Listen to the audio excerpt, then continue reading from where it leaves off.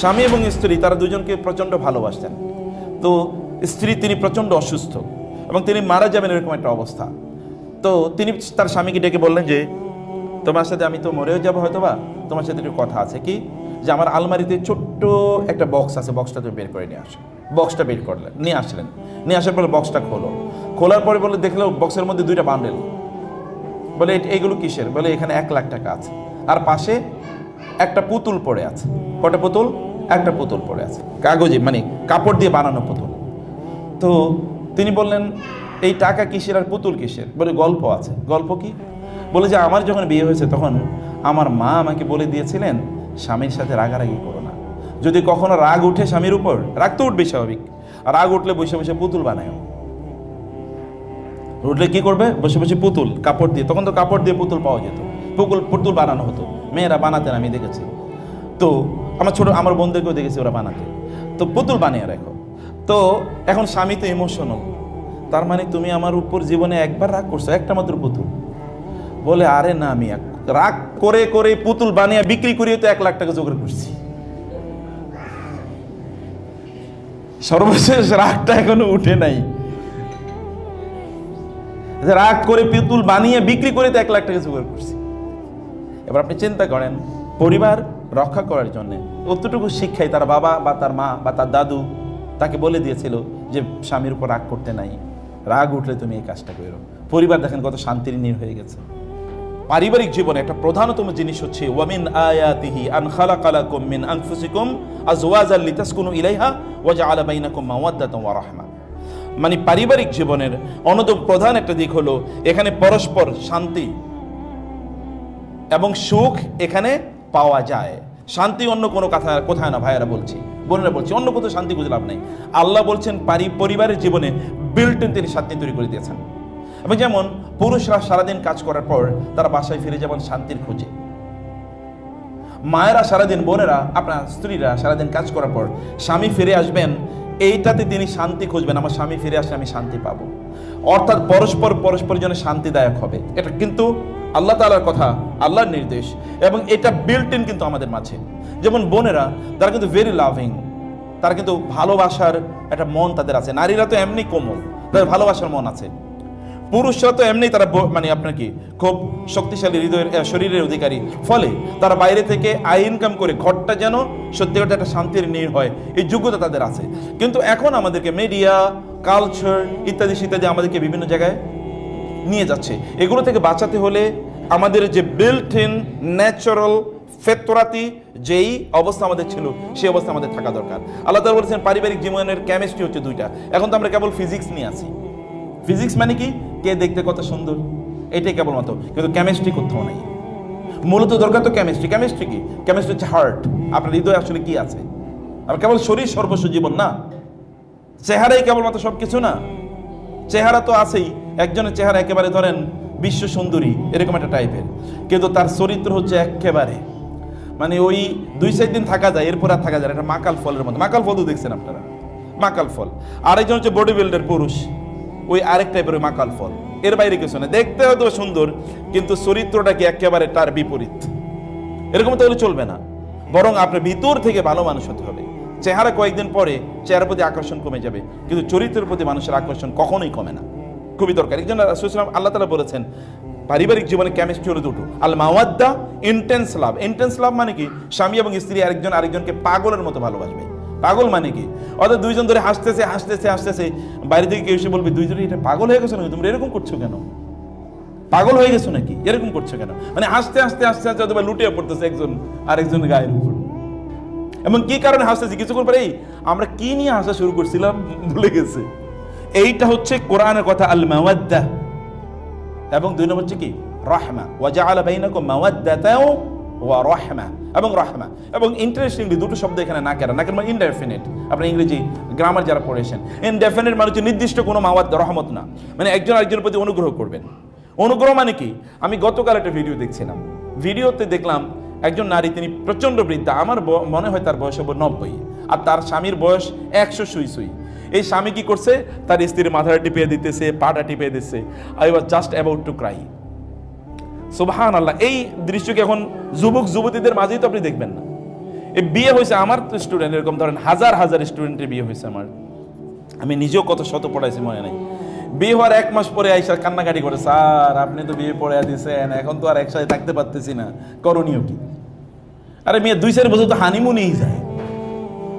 তাহলে প্রথম দিকে 1-2 মাসের পর থেকে তাদের খোটাখুটি, সিমটি ইত্যাদি শুরু হয়েছে। তাহলে এরা 100 বছর কেমনি জীবনযাপন করলো? একজন আরেকজনকে যে মমতায়, যে ভালোবাসায় একজন আরেকজনের মাথা টিপে দিচ্ছে। বিশেষ করে নারীরা তো একটু দুর্বল হয়ে যায় এই কারণে, কারণ আমাদের দেশীয় প্রেক্ষাপটে এরা প্রচণ্ড স্ট্রেস নেয়। এক সন্তান জন্মের স্ট্রেস, তারপরে পারিবারিক স্ট্রেস, আর মহিলাদের তো একটা চরিত্র আছে, তা হলো যে তারা কোনোদিন ভালো খাবে না, সব ভালো খাবারটা সন্তানদের জন্য আর স্বামীর জন্য রেখে দেবে, আর নিজেরা সব পচা গান্দা ইত্যাদি যেগুলো এগুলো খাবে। এটা বোনদের একটা, এটা তাদের হার্টের পরিচয়, কিন্তু হার্টের পরিচয়টা দিয়ে লাভ কি? এটা হচ্ছে ব্রাদারদের আবার প্রবলেম। ব্রাদাররা হচ্ছে তাদের স্ত্রীদের জন্য কি কি লাগবে এগুলো খুঁজে নিয়ে আসা দরকার, তুমি এটা খাও, বসে নিজেরা খাওয়াবে, এই ভালোবাসা তো না। এগুলো আমরা আগে দেখছি, ছোটবেলায় দেখেছি, শুনেছি এরকম ভালোবাসার কথা। এবং ওই জন্য দেখেন আপনি আগের যুগে নারীরা তারা কিন্তু স্ট্রেংথ, যেমন আমার মায়ের বয়স এখন প্রায় 85, 75, 76, 77, আল্লাহর রহমতে এখনও, কালকে আমি রাতটাই তার পাটা একটু শুধু টিপিয়ে দিচ্ছিলাম, এতটুকু, আর আল্লাহর রহমতে ভালো আছেন। কিন্তু এখনকার নারীরা, আমার স্ত্রীকে দেখা যায় তুলনামূলকভাবে আমার মায়ের চেয়ে একটু শারীরিকভাবে বেশি দুর্বল মনে হচ্ছে, যেন মানে পরিস্থিতি এরকম মনে হয়। আমি অন্যদিকে কথা বলছি, কারণ হচ্ছে আসলে আমরা সেভাবে টেক কেয়ার করি না আমাদের স্ত্রীদের, যেভাবে টেক কেয়ার করা দরকার ছিল। তার রহমত, একজন আরেকজনের প্রতি অনুগ্রহ করা, একজন আরেকজনের প্রতি অনুগ্রহের দৃষ্টিতে দেখা। আপনি ভাই বাইরের মানুষের প্রতি অনুগ্রহ দেখে লাভ কি? লাভ আছে, কিন্তু স্ত্রীর প্রতি অনুগ্রহ করলে 3 ধরনের লাভ আছে। একটা হলো তিনি আপনার স্ত্রী, আত্মীয়তার সম্পর্ক, আবার আপনার দায়িত্ব আছে একজন মুসলিমের প্রতি, এরপরে আরো কত কিছু আছে। তিনি তো আপনার প্রতিবেশী, সবচেয়ে বড় প্রতিবেশী তিনি। এবং কেমন প্রতিবেশী? আপনার পাশের সিটি শুয়ে থাকেন সারাদিন, সব সময় আপনার পাশের সিটেই বসেন, মানে এরকম প্রতিবেশী। এর চেয়ে নিকটবর্তী প্রতিবেশী আর কই পাবেন আপনি? এর চেয়ে নিকটবর্তী প্রতিবেশী আর কোথাও নাই। বাবারা কোনোদিন পরিবার পরিচালনা করার মতো যোগ্যতা নিয়ে তারা জন্ম নেয় নাই, পরিবার পরিচালনা করার যোগ্যতা নিয়ে জন্ম নেয় মায়েরা, আমি যেটা আগেও বলেছি। এবং এটা কোরআন এবং হাদিসের কথা। আমি এত জায়গায় যেতে পারবো না, শুধু আপনাদের কয়েকটা এক্সাম্পল বলবো পৃথিবীব্যাপী। যেমন আমার নিজের কথা আমি বলছি, আমার বাবা যখন মারা যায় তখন আমার বয়স 4, আমার বাবা মারা গেছে তখন আমার বয়স 4, এবং মা আমাদেরকে বড় করেছেন, মানে পড়াশোনা করিয়েছেন, আর মা তো ক্লাস 2 পাস করেছেন, আমি আগেই বলেছি। তারপর তিনি পড়াশোনা করাইছেন এবং লালন পালন করেছেন সব কিছু। উনি তো আর আয় ইনকাম করতে পারেন না, গ্রামে কিছু জায়গা জমি ছিল, ধান উৎপাদন হতো, এগুলো দিয়ে সব চলতো, বাজারও চলতো এগুলো দিয়ে, অন্য সব কিছু চলতো এগুলো দিয়ে। পৃথিবীব্যাপী হাজার হাজার মুসলিম স্কলাররা আছেন যাদের বাবা মারা গেছেন তাদের বয়স যখন 2, 1, 3, 5 এরকম অবস্থায়। যেমন ইমাম বুখারী বাবা মারা গেছেন যখন তার বয়স 2। যেমন ইমাম শাফি তার বাবা মারা গেছেন যখন তার বয়স হলো 5। যেমন আপনি দেখবেন এরকম অনেক গল্প, আমার এখানে একটা ছোট বই আছে, আপনারা নিয়ে যাবেন, সোনালী যুগের মায়েরা, মানে যেই যুগে মায়েদের সন্তানরা সোনার চেয়েও বেশি মূল্যবান হয়ে গেছেন। যেমন আমি ইমাম আহমদ ইবনে হাম্বল, মা তো তাকে নিয়ে মাদ্রাসায় যেতেন, যেমন আপনার বাচ্চাদেরকে নিয়ে আসছেন। যেই পরিবারে শুধু মা আছে যথেষ্ট, আর কিচ্ছু লাগে না, কারণ মা হচ্ছে সব কিছু দিতে পারে। মাকে আল্লাহ তাআলা বিল্ট ইন সব দিয়ে দিয়েছেন। শুধু মা ইনকাম করতে পারে না টাকা পয়সা, এতটুকুই। আদারে যদি ফ্যামিলির একটু সাপোর্ট থাকে, অথবা ফ্যামিলিতে কিছু যদি চলার মতো অবস্থা থাকে, তাহলে সন্তান এরকম হতে পারে। মা যদি একটু দিনদার, মা যদি একটু বুদ্ধিমতী, মা যদি একটা বড় স্বপ্ন থাকে এটা যে আমি আমার সন্তানকে এরকম করতে চাই, এটা যদি মায়েরা করে, সেই জন্য আমি বলছিলাম যে পরিবার এটা ইসলামে কতটা গুরুত্বপূর্ণ। ইসলাম কিন্তু সংসার বিরাগী হওয়াকে হারাম ঘোষণা করেছে, হারাম।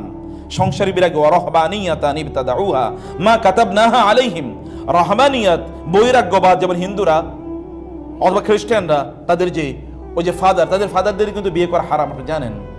এবং তাদের নান অর্থাৎ যারা খ্রিস্টান পাদ্রী, যারা পুরুষ অথবা মহিলা, তাদের জন্য বিয়ে করা হারাম। যেমন বৌদ্ধদের তাদের মঙ্ক বা তাদের যে ভিক্ষুদের, যেমন হিন্দুদের বৈরাগী, হিন্দু ইয়েতে আছে। ইসলামে কিন্তু কোনো বৈরাগ্য প্রথা নাই। রাসূলুল্লাহ সাল্লাল্লাহু আলাইহি ওয়াসাল্লাম তো তিনি মানে একসাথে তার 9 জন স্ত্রী ছিলেন, তাহলে মানে পারিবারিক জীবনটা কত স্ট্রং হওয়া লাগে। আপনি দেখেন পরিবার, আল্লাহ রাসূলের চেয়ে বড় আদর্শ কি আছে? তিনি পরিবারকে কিভাবে তিনি করেছেন, তার স্ত্রী আছে, তার সন্তান সন্ততি আছে, তাদেরকে তিনি সময় দিয়েছেন, তার সাথে তিনি কথাবার্তা বলেছেন, গল্প করেছেন, ইত্যকার। এই জন্য রাসূলুল্লাহ সাল্লাল্লাহু আলাইহি ওয়াসাল্লাম বৈরাগ্যবাদকে তিনি হারাম ঘোষণা করেছেন। ইসলামে নিষিদ্ধ বৈরাগ্যবাদ, ইসলাম এটাকে অনুমোদন করে না। তো এই জন্য আমাদেরকে প্রিয় বোনেরা এবং ভাইরা, আমাদের জীবনটা যেন উদ্দেশ্যহীন না হয়। আপনারা এই যে পারিবারিক জীবন তৈরি করেছেন, এটা উদ্দেশ্যহীন যেন না হয়। উদ্দেশ্য কি? যেমন আমি এর আগে বলেছি, আপনাদের একটা সন্তানকে রবিয়াতুর রায়ের মতো বানান না প্লিজ। আমাদের একটা রবিয়াতুর রায় প্রচণ্ড দরকার। আপনার সন্তানকে একজন এই হাল জামানার যদি একজন আলবানি অথবা একজন শেখ বিন বাজাজ বানাতে পারেন, তাহলে গোটা পৃথিবী কিভাবে আলোকিত হতে পারে চিন্তা করে দেখেন। আমাদের এই দেশেও আপনারা যে সকল আলেমদেরকে শ্রদ্ধা করেন, এরকম একটা আলেম যদি আপনার সন্তান হয়, তাহলে আপনি চিন্তা করে দেখেন তো মা হিসেবে, বাবা হিসেবে আপনার মর্যাদাটা কোথায় যেতে পারে। এই স্বপ্ন কে দেখবে? আপনারা না দেখলে কারা দেখবে? এই স্বপ্ন তো আপনাকে দেখতে। বাংলাদেশের সবচেয়ে বড় আলেম আপনারা যাদেরকে মনে করেন, এরকম একজনের মতো অন্তত হোক না। আপনার সন্তানের সেই যোগ্যতা তো আছে, নাই কিন্তু এটা না। কে কাকে যোগ্যতা, কি কাকে আল্লাহ তাআলা কতটুকু যোগ্যতা দিয়ে তৈরি করেছেন তা তো আমরা জানি না। যোগ্যতা আছে, পটেনশিয়াল আছে, কিন্তু স্বপ্নের অভাব।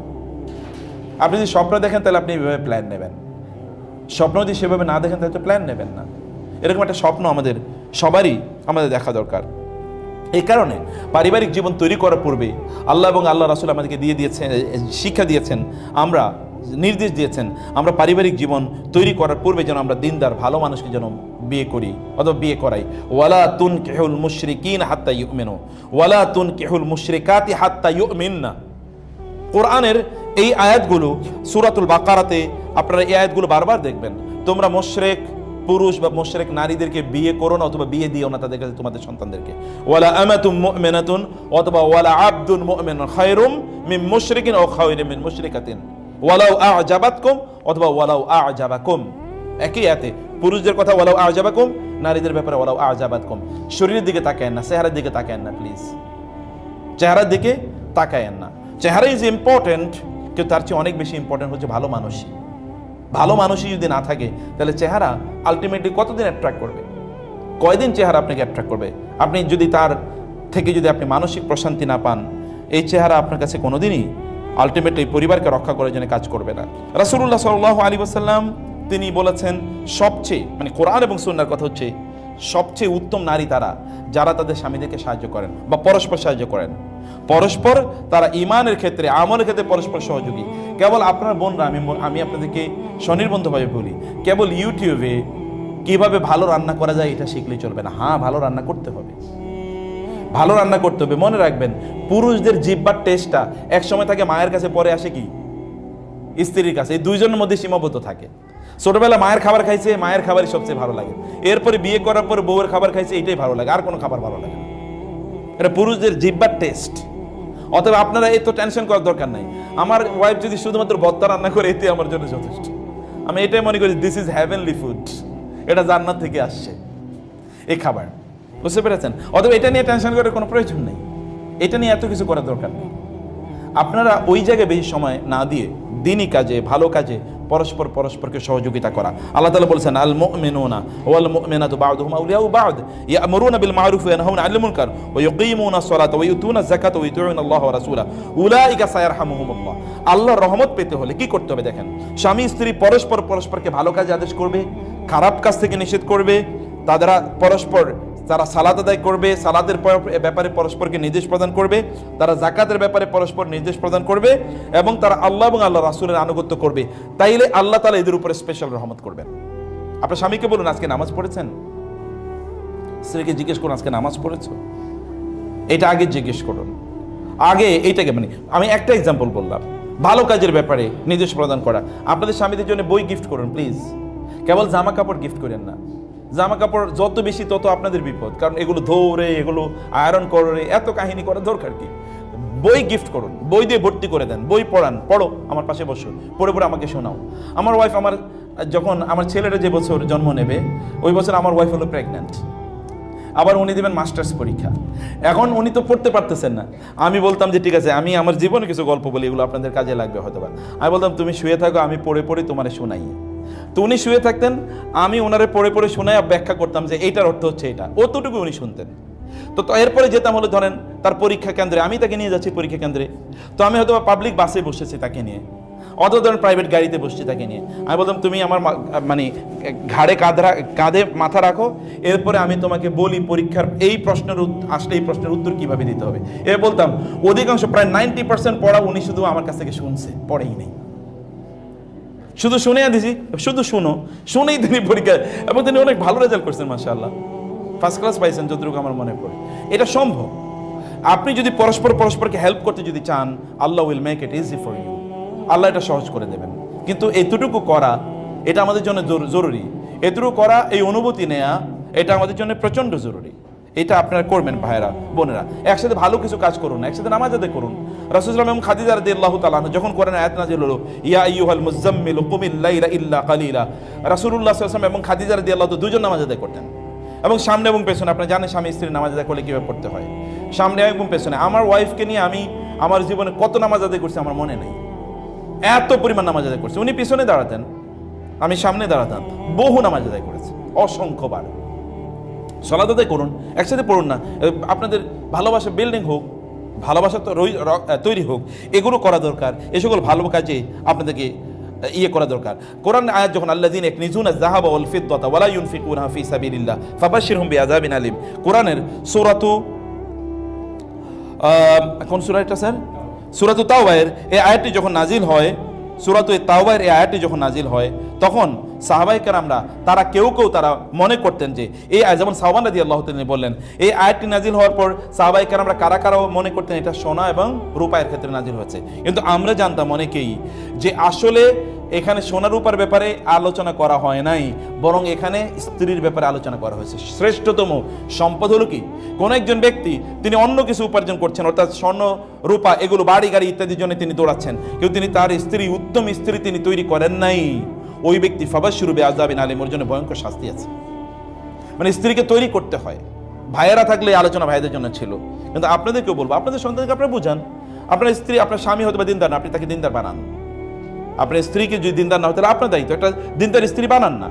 আপনি যদি একজন দিনদার স্ত্রী বানাতে পারেন তাহলে আপনার টেনশন নাই, আর কোনো টেনশন। আপনার সন্তানরা দিনদার হবেই হবে। তাহলে ইনভেস্টমেন্ট করতে হবে স্ত্রীর মধ্যে, মূলত সন্তানদের প্রতি ইনভেস্টমেন্ট করার আগে স্ত্রীদের প্রতি ইনভেস্টমেন্ট করতে হবে, তাদের মধ্যে ইনভেস্টমেন্ট করতে হবে। কিভাবে ইনভেস্টমেন্ট করবেন? যেমন বোনদের আপনাদেরকে বলছি, বিভিন্ন জায়গায় এখন কোর্স পাওয়া যায়, এই কোর্সগুলো আপনারা করেন। এখানেই তো সব আলোচনা আমাদের পক্ষে হয়তো করা সম্ভব না, যদিও আমি আমার দাওয়াতি একটা কাজ হিসেবে আমি এটাকে গ্রহণ করেছি, কিন্তু কতদিন করবো সেটা আমি জানি না। আমি শুধু বলবো আপনাদেরকে যে আপনারা দিনই কাজে বিভিন্ন জায়গায় অন্তর্ভুক্ত থাকেন, প্লিজ। দিনই কাজগুলো আপনারা বিভিন্নভাবে দিনই কাজগুলো আপনারা করেন। একজন আরেকজনকে প্রচণ্ড ভালোবাসে, ভালো করে শুনুন। রাসূলুল্লাহ সাল্লাল্লাহু আলাইহি ওয়াসাল্লাম বলেছেন, ওয়া নিসাউকুম মিন আহলিল জান্নাহ, তোমাদের জান্নাতি নারীরা কারা? যারা আল ওয়াদুদু, স্বামীদেরকে বেশি ভালোবাসেন, এবং আল আউদু, স্বামীদের কাছে বারবার ফিরে আসেন। স্বামীদের কাছে কি করেন? বারবার ফিরে আসেন। আলা আযাউজিহা আল্লাতী ইযা গাদিবা জাআত, যদি স্বামী রাগ করে তাহলে তিনি স্বামীর কাছে আসেন এবং তার হাতে তার হাতটা রেখে বলেন, সুম্মা তাকুলু লা আযুকু গামদান হাত্তা তারদা, তুমি রাগ করছো কেন? আমি ঘুমাবো না যতক্ষণ পর্যন্ত তুমি আমার প্রতি সন্তুষ্ট না হও। কিভাবে সমস্যার সমাধান করে, কিভাবে সমস্যার সমাধান করে? তো এখন স্বামী রাগ করছে, এরপরে আপনি আরেক বিছানায় গিয়ে এখন থেকে শুইতেছেন, ঘুমাইতেছেন, অথবা রাগ করে বাপের বাড়িতে চলে গেলেন। সমস্যা কি সমাধান হলো না জটিল হলো? সমস্যা জটিল হলো, সমস্যার সমাধান হয় নাই। সমস্যাকে সমাধান করার জন্য স্বামী রাগ করাচ্ছে, তার কাছে গিয়ে বলবেন যে তুমি কেন রাগ করেছো, আমার ভুল হলে আমি ক্ষমা চাই, আদরে তুমি রাগ করো না। আচ্ছা ঠিক আছে, তুমি রাগ করছো, শান্ত হও, আমি তোমার হাতে হাত রেখে, হাদিসে বলছে, রাসূল সাল্লাল্লাহু আলাইহি ওয়াসাল্লাম বলেছেন, এবং সহিহ হাদিস, রাসূলুল্লাহ সাল্লাল্লাহু আলাইহি ওয়াসাল্লাম বললেন, সহিহুল জামিআর হাদিস এটি, যে তুমি যতক্ষণ পর্যন্ত সন্তুষ্ট না হবে ততক্ষণ পর্যন্ত লা আনামু আবাদা, অথবা আলা আনামু, আমি ঘুমাবো না যতক্ষণ পর্যন্ত তুমি আমার প্রতি সন্তুষ্ট না হও, আমি খাবো না যতক্ষণ পর্যন্ত তুমি সন্তুষ্ট না হও, এরকম, বা তুমি রাগ যতক্ষণ পর্যন্ত না কমাও। এরপর দেখবেন তিনি she will start loving you more. স্বামীদেরকে, তাদেরকে ভালোবাসা, আল ওয়াদুদ, স্বামীদেরকে ভালোবাসা, এগুলো যদি আমরা করতে পারি তাহলে পরকীয়া কমে যাবে। এবং স্ত্রীদেরকে ভালোবাসুন, যেটা আমি এর আগে বলেছিলাম, যে পরস্পর গল্প করুন, কথাবার্তা বলুন, গল্প করেন, কথাবার্তা বলেন, হাসতে থাকুন। যারা কি একদল লোক আছে যারা হাসাহাসি অথবা গল্প সব বিয়ের আগে শেষ করে ফেলে, এরপরে আর গল্পের কিছু থাকে না, এরপরে শুধু থাকে মারামারি। দেখছেন না? মানে আগে তো রোমান যদি আগে সব শেষ করে ফেলে তাহলে পরে কি করবে? পরে তো আর কিচ্ছু বাকি থাকে না, এবং এই কারণে পরে সব মারামারি লাগে। আচ্ছা, আপনার দাদা দাদি বা আপনার মা এবং বাবা তারা পরস্পরকে এরকম পাগলের মতো ভালোবাসতো কেন? একজন আরেকজনের ছাড়া চলতে পারতো না। এই কই গেলা, আমি তো এখনো কেউ কারো নাম এখনো গ্রামে গিয়ে দেখি নাম কেন অমুক তো কই গেলা, খাইলো কিনা আজকে, কোথায় গেছিল, এরকম টাইপের কথাবার্তা, মানে সরাসরি পর্যন্ত বলেন, এতটা রেসপেক্ট করে একজন আরেকজনকে, তাই না? এখন তো আমরা প্রথমত বলি তুমি, তারপর থেকে কি শুরু হয় তুই। তুমি সাস্টেন করে না বেশিক্ষণ, এরপরে শব্দটা শুরু হয়ে যায় তুই। মানে রিলেশনটা কতটা খারাপ পর্যায়ে আমাদের যাচ্ছে। পরস্পরকে ভালোবাসা দরকার, পরস্পরের সাথে গল্প করা দরকার। গল্প করেন না আপনারা, যেই কোনো দুনিয়া কেবল গল্প মানে কিন্তু এখন তো আমাদের দেখবেন যদি গল্প করতে বসে স্বামী স্ত্রীরা, তাহলে এক দুই কথা আলোচনার পরে এরপরে পোলাপাইনের কথা চলে আসে। ওরা কি আজকে ঠিক মতো খাইলো, বাজার কি হইলো, এই বাসায় কিন্তু বাজার নাই, আলোচনা কিন্তু এক দুই সেন্টেন্সের পরে ওইখানে চলে যায়। না ভাই আর কোনো আলোচনা নাই, তাহলে এর আগে এত আলোচনা কিসের ছিল, তার আগে কিসের এত আলোচনা ছিল? এই যে এত আলোচনা করে পোলাপাইন পার্কে, তাহলে কি আলোচনা করে আমি তো তাই বুঝি না। তো এই আলোচনা তো স্বামী স্ত্রীর মধ্যে হবে, ওই আলোচনা তো হারাম, কিন্তু এটা কি, এটা বাধ্যতামূলক, এটা হালাল, এটা করতে হয়, এটা কেমিস্ট্রি অফ ম্যারিড লাইফ, এটা বৈবাহিক জীবনের কেমিস্ট্রি এটা। যাই হোক, আমি এরপরে যেটি স্বামীকে মুগ্ধকারিনী, রাসূলুল্লাহ সাল্লাল্লাহু আলাইহি ওয়াসাল্লামকে জিজ্ঞেস করল আইয়ুন নিসাই খায়র, সর্বোত্তম নারীকে? তিনি বললেন আল্লাতী তাসুরুহু ইযা নাযারা, যদি স্বামী যদি তার দিকে তাকায় তাহলে তাকে তার প্রতি সন্তুষ্ট হয়, এবং ওয়াতুতিউহু ইযা আমারা, তিনি তাকে আনুগত্য করেন যখন তিনি তাকে কোনো নির্দেশ দেন। ওয়ালা তুখালিফুহু ফি নাফসিহা ওয়া মালিহা বিমা ইয়াকরাহু, তিনি তার স্বামীর অপছন্দনীয় কোনো কাজই করেন না। যেমন কয়েকটা ইস্যু আমি আপনাদেরকে বলি, যেমন আপনাদের স্বামীদের ব্যাপারে আপনার সুন্দর জামা কাপড় পরে থাকবেন, সব সুন্দর জামা কাপড় এখন বান্ধবীর বাড়িতে যাওয়ার জন্যে, অথবা বোনের বাড়িতে যাওয়ার জন্যে, অথবা বিবাহর আসরে যাওয়ার জন্য সব জমা করে রাখবেন না। অর্নামেন্টস তো এখন বোনেরা রাখে কোথায়, এখন হচ্ছে ব্যাংকের লকারে, শুধু ওই দিনই বাইর করে যেদিন কোনো বিয়ের অনুষ্ঠানে যাবে। তো আপনার এই অলংকার তো আপনার স্বামীর জন্য, কারে দেখাবেন এই অলংকার? অনেকে বলেন যে আমার স্বামী এগুলো পছন্দ করে না, তা ঠিক আছে, কিছু কিছু পুরুষের তো রুচি ওই লেভেলের নাই, তাও ঠিক আছে, কিন্তু তারপরেও আপনার নিজকে আপনি ইয়ে করুন, আপনি পারফিউম ব্যবহার করুন, বেশি বেশি আতর ব্যবহার করুন, ঘরটাকে আতরময় সুগন্ধিময় করে রাখুন, সুন্দর সুন্দর জামা কাপড় পরে বাসায় থাকুন। এটা করা দরকার, কারণ এটা আপনার জন্য কি সওয়াবের কাজ, আর ওটা হলো হারাম।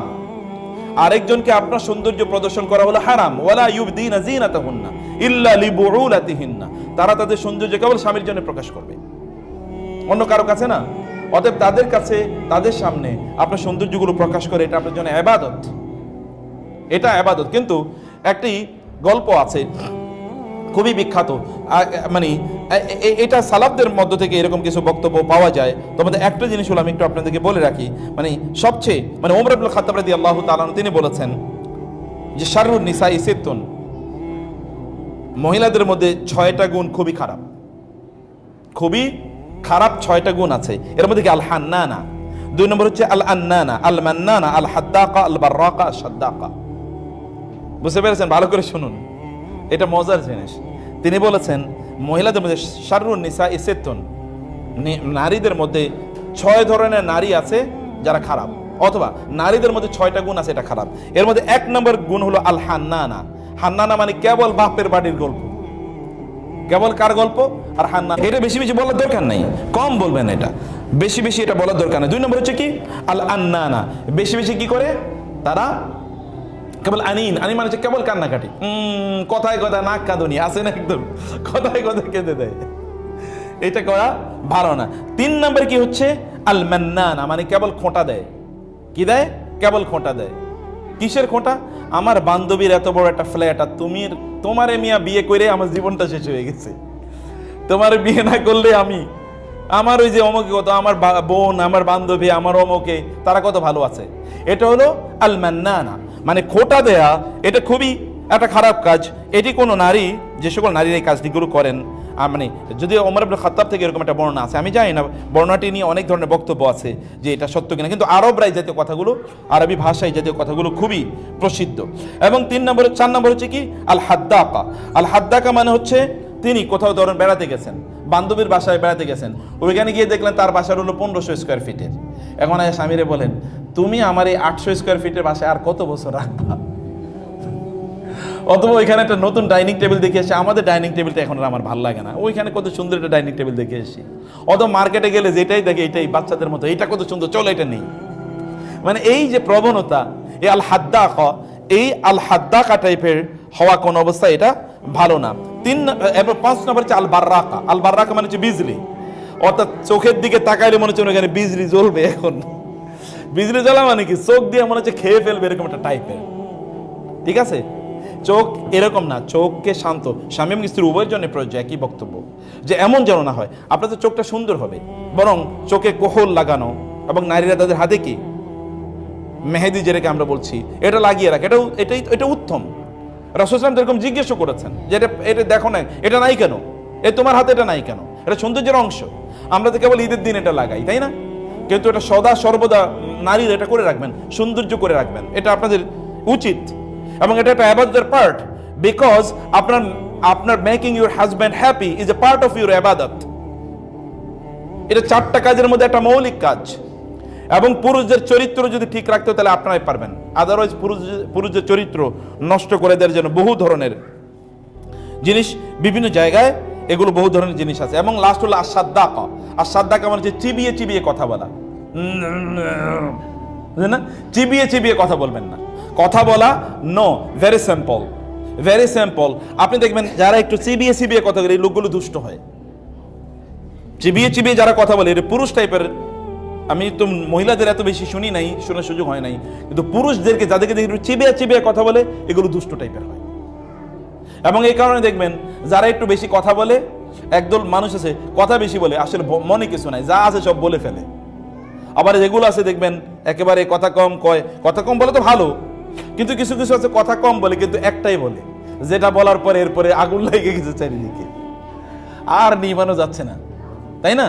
কথা কম বলা ভালো, কিন্তু কম মানে হচ্ছে এরকম না যে সর্বশেষ তিনি যেটা বলেছেন এটা বলার পর আর কিছু লাগে না, এমন যেন না হয়। লাস্ট আমি বলছি যে আমি 11টা 8 বেজে গেছে। আচ্ছা ঠিক আছে, আর 1-2 মিনিটের মধ্যে আমি কয়েকটা পয়েন্ট একটু আপনাদেরকে বলে দিই। বিপদে সান্ত্বনা প্রদানকারী নারী, যে নারী বিপদে সান্ত্বনা প্রদান করেন তার স্বামীকে, তিনি বিপদে খায়রু নিসাইকুম আল ওয়ালুদু আল মুয়াসিয়াতু আল মুয়াতিয়াতু ইযা ইত্তাকাইনাল্লাহ। ভালো করে শুনুন, রাসূলুল্লাহ সাল্লাল্লাহু আলাইহি ওয়াসাল্লাম তিনি বলেছেন, ইমাম বাইহাকি এবং সহিহুল জামি হাদিসটি এসেছে, এবং হাদিসটি ইমাম আলবানী রাহিমাহুল্লাহ তিনি তার আস-সহিহাতে হাদিসটি উল্লেখ করেছেন, মানে আল আহাদিস আস-সহিহা, এখানে তিনি হাদিসটি উল্লেখ করেছেন। হাদিসটি কি? খায়রু নিসাইকুম, তোমাদের নারীদের মধ্যে শ্রেষ্ঠ তারাই যারা আল ওয়ালুদ, যারা অনেক বেশি সন্তান দেয়, এবং আল ওয়াদুদ, যারা স্বামীদেরকে অনেক বেশি ভালোবাসে, আল মুয়াসিয়াতু, যারা তাদের স্বামীদেরকে সান্ত্বনা প্রদান করে, আল মুয়াতিয়াতু, এবং যে সকল নারীরা তাদের সন্তান তাদের স্বামীদের আনুগত্য করে, ইযা তাকাইনাল্লাহ। ভালো করে শুনুন, তাহলে 4টি জিনিস। সন্তান বেশি দেয়া, আপনার যদি শারীরিক সক্ষমতা থাকে, যদি অসুস্থ থাকে তাহলে তো ভিন্ন কথা, কিন্তু শারীরিক সক্ষমতা থাকলে সন্তান বেশি নিয়েন। বোনেরা, আমি আবারও বলি, ভালো কিছু মানুষ আপনাদের মাধ্যমে আসুক না এই পৃথিবীতে, ভালো কিছু মানুষ আসুক আপনাদের মাধ্যমে, এবং স্বামীদেরকে বেশি বেশি ভালোবাসা শো করুন, ভালোবাসা প্রদর্শন করুন। আমার পারিবারিক জীবনে আরেকটা গল্প বলি। আমি যত সফরে যেতাম, যাওয়ার আগে আমার স্ত্রী কি করতেন, আমার লাগেজের মধ্যে কতগুলো কাগজ ঢুকিয়ে দিতেন, এবং এই কাগজগুলো কখনো কখনো তো প্রতিদিনের জন্য একটা করে চিঠি। তখন তো চিঠির যুগ ছিল, এখন তো আর চিঠির যুগ নাই, কিন্তু উনি আল্লাহর কসম করে বলছি এরকম তিনি অনেকগুলো চিঠি দিয়ে দিতেন, এবং ওগুলো দেখে দেখে আমি হাসতাম, বিভিন্ন ধরনের কথাবার্তা এগুলো বলতেন। এটা কিন্তু টোকেন অফ লাভ, এটা টোকেন অফ লাভ। এটা মানে এই ভালোবাসার বিভিন্ন ধরনের এক্সপ্রেশন আছে, এটা জানা দরকার। ভালোবাসা কিভাবে নিত্য নতুন, মানে আপনি কিছু টেকনিক ডেভেলপ করেন, যে টেকনিক আপনি ভালোবাসা শো করবেন, এটা করা দরকার। এবং আল মুয়াসিয়াতু, যেটা বলেছি, তার কোনো কষ্ট হলে আপনি দ্রুত সেই কষ্টে সাড়া দেন। স্বামীর যদি একটু শরীরটা খারাপ হয়, দ্রুত তার কাছে যাবেন, দেরি করবেন না। এটা ক্ষতি, এটা পারিবারিক বন্ধনটাকে দুর্বল করে দেয়। আপনার পারিবারিক বন্ধনটা স্ট্রং করাটাই হলো আপনার সফলতা, পারিবারিক বন্ধনটাকে স্ট্রং করা বা শক্তিশালী করা। অতএব এটি আমাদের করতে হবে। আর তার অধিকার পূরণে সবার চেয়ে বেশি অগ্রগামী। আমাদেরকে অনেক সময় অনেকে প্রশ্ন করেন যে আমার বাবা মার অধিকার বেশি নাকি আমার স্বামীর অধিকার বেশি। ভালো করে শুনবেন, স্বামীর অধিকার বেশি। এমনকি যদি স্বামী যদি বলেন যে তুমি তোমার বাবার বাড়িতে যাবা না, তাহলে যাবেন না।